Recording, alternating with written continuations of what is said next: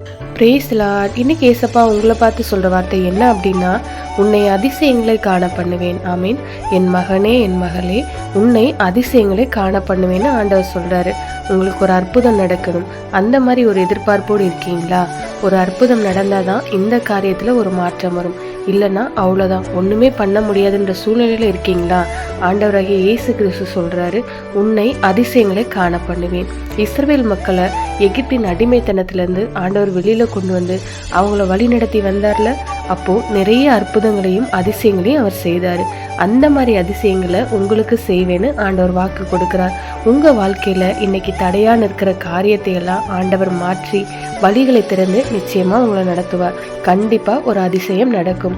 உங்களை அழிக்க வருகிறதற்கு சத்ரு உங்கள் மேல் பொறாமை கொண்டு பொல்லாத மனிதர்களெல்லாம் அனுப்புகிறான்ல, அவங்க இல்லாமல் போவதை நீங்கள் காண்பீங்க. ஆண்டவர் அதிசயம் செய்து உங்களை தப்புவிப்பார். அவங்கெல்லாம் காணாமல் போயிடுவாங்க. நீங்கள் அதிசயங்களை காணும்படி கர்த்தர் செய்வார்.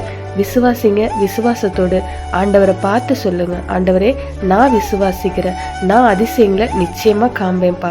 இன்றைக்கு என்னோட வாழ்க்கையில இந்த காரியத்துல ஒரு அதிசயம் நடப்பதாக இயேசுவின் நாமத்தில் ஜெபிக்கிறோம் பிதாவே. ஆமீன். God bless you.